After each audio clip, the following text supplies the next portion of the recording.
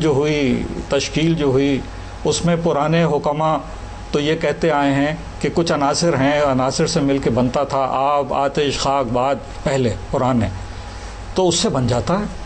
یا اب جو نیا زمانہ ہے اس میں کہتے ہیں کہ یہ اس کی جینیٹکس ہے، یہ اس کی ترکیب ہیں، اس میں بن جاتا ہے. بے شک بن جاتا ہے، لیکن ایک مسلمان اور ایک سچا اور اچھا مسلمان، اس کے لیے ضروری ہے کہ جب تک کہ عشق نبی صلی اللہ علیہ وسلم اس کے دل میں موجزن نہ ہوگا اس وقت تک وہ مکمل نہیں ہو سکتا. یہ بات ہے کہ جب نذرانہ عقیدت پیش کرتے ہیں تو اس میں ان سب کی جھلکیاں ملتی ہیں. مثال کے طور پہ ان کی نعت میرے سامنے آ گئی، جب میرے پیش نظر شہر مدینہ ہوگا. سبحان اللہ سبحان اللہ. دیکھیے، جب میرے پیش نظر شہر مدینہ ہوگا، چشم بینا میں کوئی نور سراپا ہوگا. چشم بینا میں کوئی نور سراپا ہوگا، ماہ و خورشید ابھرتے ہیں جہاں ذروں سے، میرے آقا کا وہیں نقش کف پا ہوگا. اب یہ جو عقیدت کی سطح ہے اور احترام، ادب، محبت، عقیدت، یہ سب چیزیں اگر مل جائیں تو پھر یہ نعت بنتی ہے، اور نعت بھی بنتی ہے حضرت زاہد فتح پوری کی. منزل آثار ہے، منزل کی طرف رہنمائی کرنے والا. منزل آثار ہے محبوب خدا کا چہرہ، نور افغن ہے میرے راہنما کا چہرہ، ہے میرے پیش نظر ان کی ثنا کا چہرہ، کتنا تابع ہے میری فکر رسا کا چہرہ. پاک دل، پاک نظر، نرم زباں، نرم مزاج، یہی چہرہ تو ہے اخلاص و وفا کا چہرہ. اب آپ دیکھیے کہ پوری ایک تربیت ذات جو مسلمان کی حیثیت سے، جو ان کی امت میں ہونے کی حیثیت سے کسی شخص اور فرد کی ہو سکتی ہے، وہ سب نمایاں ہو کے اس میں آ گئی. چنانچہ یہی کلام ہے جو عقیدت میں ڈوبا ہوا کلام. بے شمار ان کے اشعار ہیں، کچھ اس میں شامل ہونے سے بھی رہ گئے ہیں، لیکن یہ کہ مجھے خود یاد آتا ہے کہ جب بھی ان کے اشعار سنتے تھے، حمدیہ اور نعتیہ اشعار، انہوں نے اس نسبت کو بڑی فوقیت دی. اللہ کی رحمت سے مایوس نہ ہو زاہد، یہ تیری ثنا خوانی پروانہ جنت ہے. وہ اپنی زندگی ثنا خوانی کرتے رہے، اور اسی لیے انہوں نے کہا کہ زندگی اپنی کچھ اس طرح گزار ہے زاہد. اب اس میں تربیت کا بھی پہلو ہے. وہ استاد تھے، اور استاد ہمیشہ اپنے طور پہ سوچ کے یا راست کسی سے کہے کہ زندگی اپنی کچھ اس طرح گزار ہے زاہد، بھولنے والے بھی تا عمر تجھے یاد کریں. اب آج دیکھیے کہ آج ہم ان کی یاد تازہ کر رہے ہیں. حضرت زاہد فتح پوری اپنے وقت اور زمانے کے ادبی دنیا کے ادبی منظرنامے کے بہت ہی اہم ناموں میں سے ایک نام، اور انشاءاللہ ان کا جو کلام ہے وہ اشعار اور کئی شکلوں میں، کتابی شکلوں میں آپ کے سامنے آئیں گے. یہ سلسلہ ہے، یہ اسی طریقے سے چلتا ہے، اور جو کچھ فکری طور پہ میسر آتا ہے وہ دوسروں تک پہنچانا یہ بھی کار خیر ہے. ناظرین کرام، ابھی آپ نے پروفیسر ڈاکٹر پیرزادہ قاسم صاحب کی خوبصورت گفتگو ملاحظہ کی. ہم نے حاصل مطالعہ میں آج جناب پروفیسر منظر ایوبی صاحب کی بھی کہنا چاہیے تاثرات ریکارڈ کیے ہیں. منظر ایوبی صاحب ہمارے عہد کے ایک پختہ کار سینئر بزرگ شاعر ہیں، اور آپ نے نثر اور نظم میں جو کچھ بھی لکھا ہے وہ ہمارے جدید ادب کا حصہ ہے.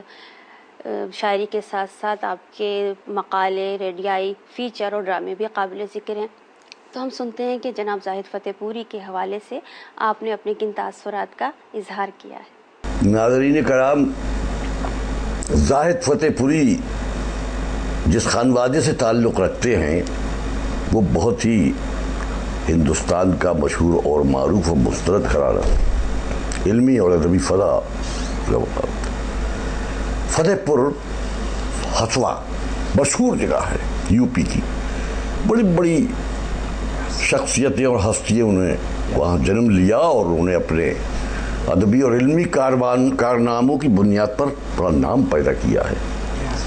اس زمین سے اس خاک سے جن کا خمیر اٹھا، ان میں زاہد فتح پوری بھی ہمارے بھائی، ہمارے ہم عصر، ہمارے ہم عمر کا تعلق وہیں سے.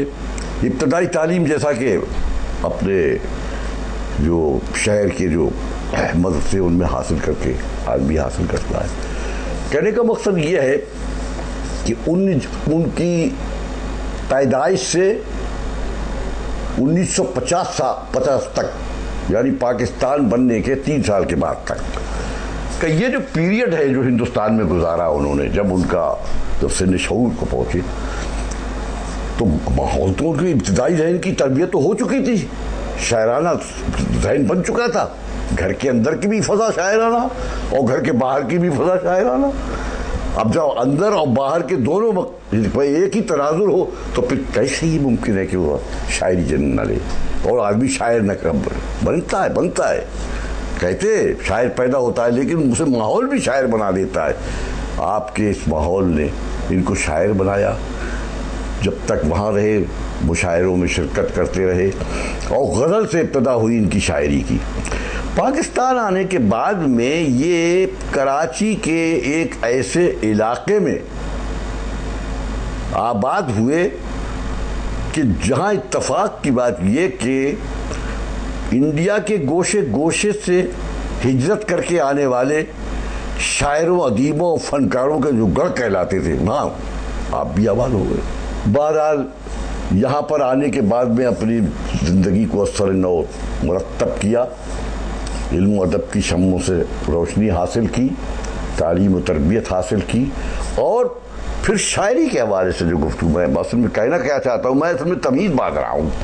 اب میں آپ کو یہ بتانا چاہتا ہوں کہ پاکستان کی تشکیل کے بعد وہ تمام شعراء جو وہاں سے منتقل ہو کر آئے اور پاکستان کے مختلف علاقوں میں رہے، خاص طور پہ کراچی میں، تو یہاں کا ایک علیحدہ دبستان بن گیا.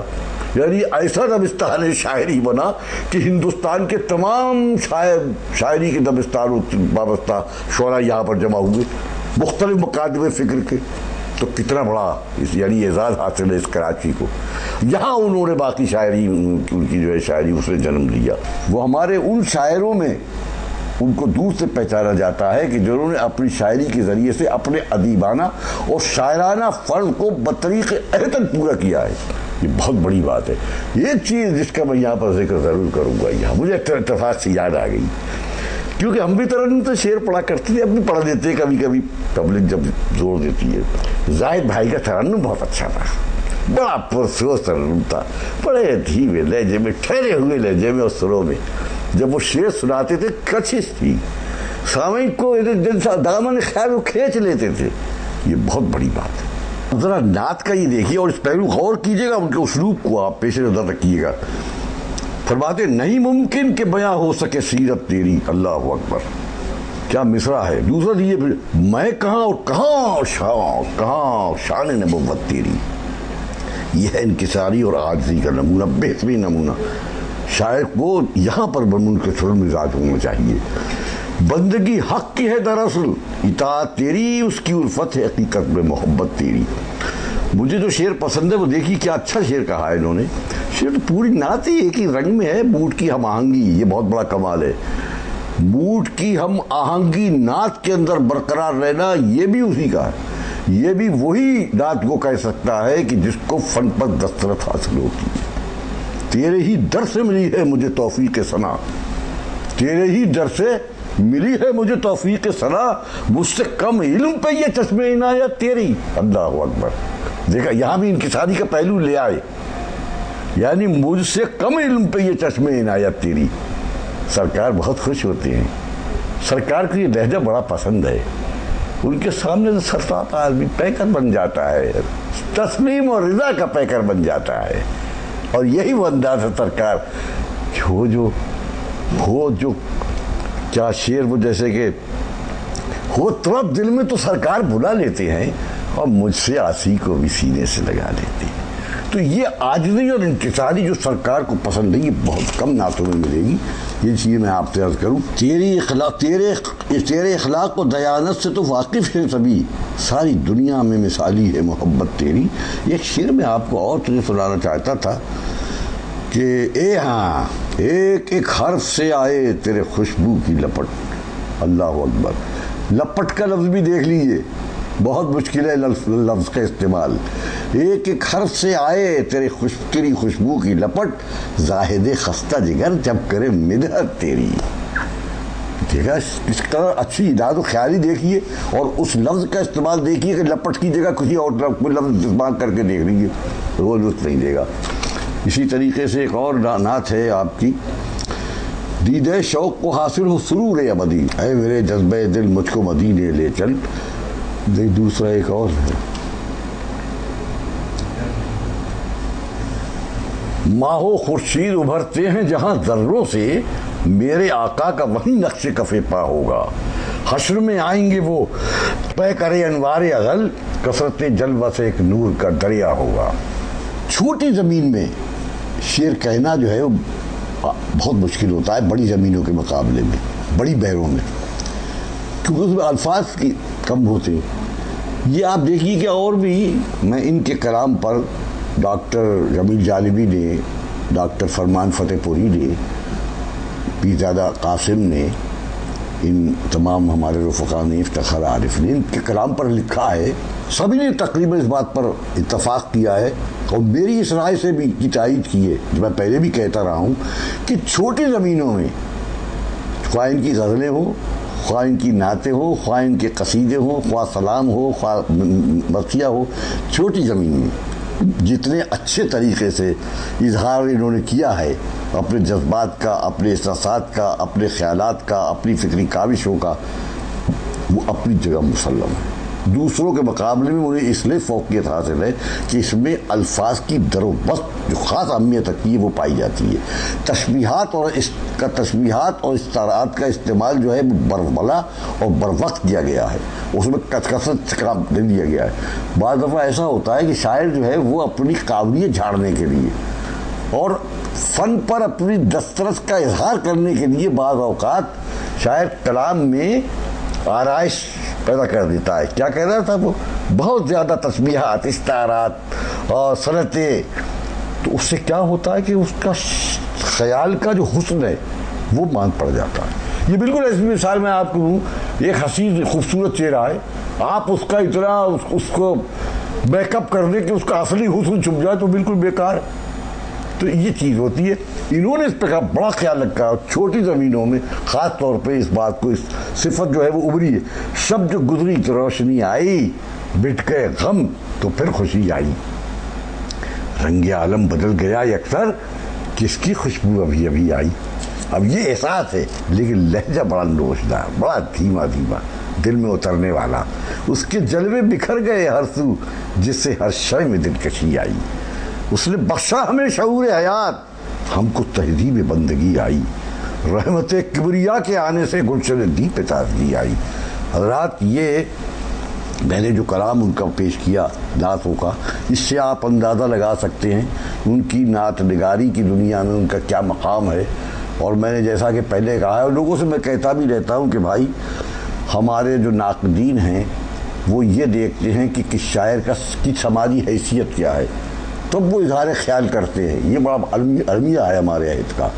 ہم نے کوشش ہمیشہ کی ہے، ہم سے مراد بھی اپنی ذات سے کہتا ہوں کہ میرا کیا ہے، میں تو حقیر فقیر بندے ناچیز و پرتقصیر ہوں. میں نے کوشش کی ہے کہ ایسے شعراء جو گوشہ نشینی اختیار کیے ہوئے ہیں لیکن اپنے فن کے استادوں میں شمار ہوتا ہے ان کا، اور جو ہمیشہ دام و نمود کی پرواہ نہیں کی، میں ان کو نکال کے لایا ہوں اپنی زندگی میں، ان کو باہر نکال کے لایا ہوں. اور میں نے ان کا جب تک میرا ساتھ رہا میں ان سے بھی کہتا رہتا تھا کہ بھائی زاہد بھائی، یہ نام و نمود کی دنیا ہے، یہ نمائش کی دنیا ہے، یہ تشہیر کی دنیا. بھائی آئیے، آپ پر نہیں، وہ بالکل بے نیاز، شہرت سے بے نیاز. انوار حسین کہہ رہے ہیں ارے بھائی بھائی کتاب لائے، اب کہہ رہے ارے سننا اس کان اڑا رہے.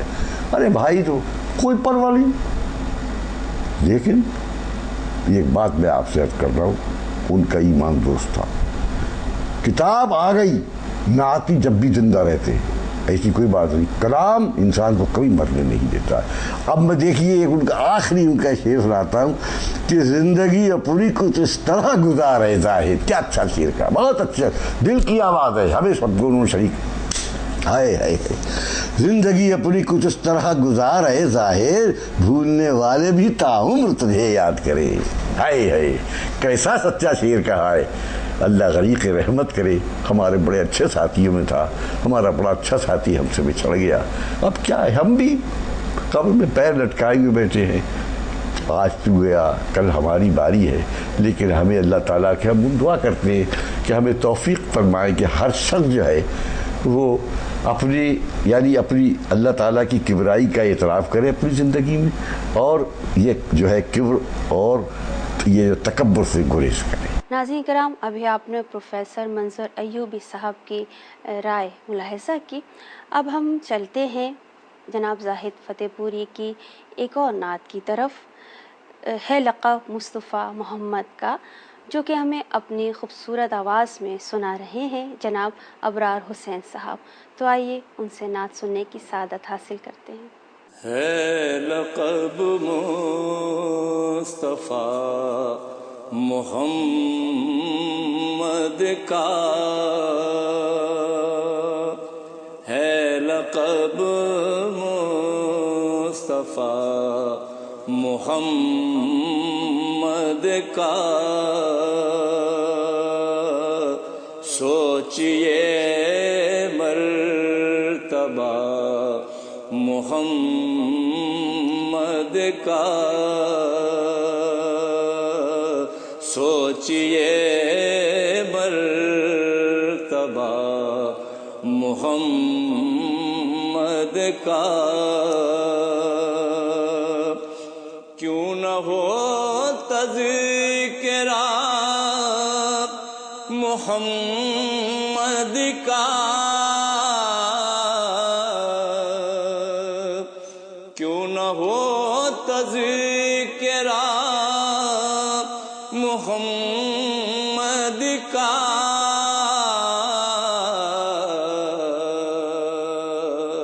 مدح خواں ہے خدا محمد کا، مدح خواں ہے خدا محمد کا،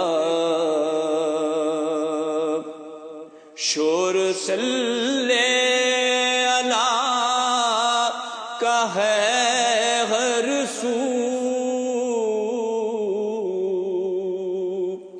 شور صلی علی کا ہے ہر سو، نام کس نے لیا محمد کا، نام کس نے لیا محمد کا،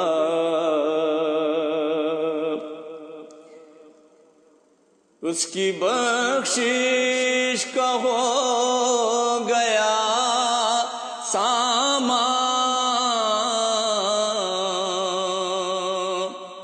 اس کی بخشش کا ہو گیا سامان، جس نے کلمہ پڑھا محمد کا، جس نے کلمہ پڑھا محمد کا،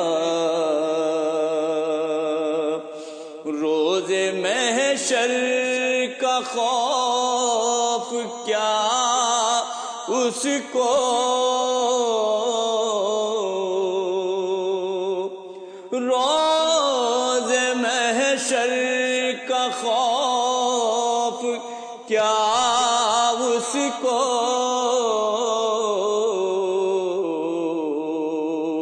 ہو جسے آسرا محمد کا، سوچئے مرتبہ محمد کا، اور گمراہی کا نہیں کوئی امکان،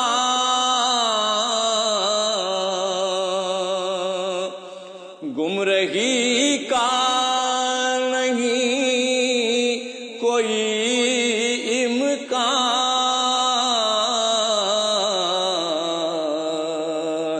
مل گیا نقش پا محمد کا،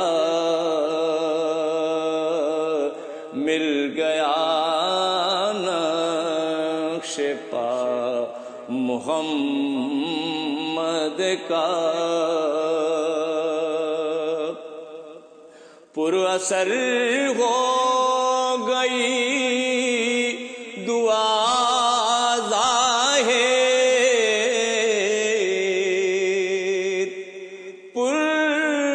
اثر ہو گئی دعا ظاہر،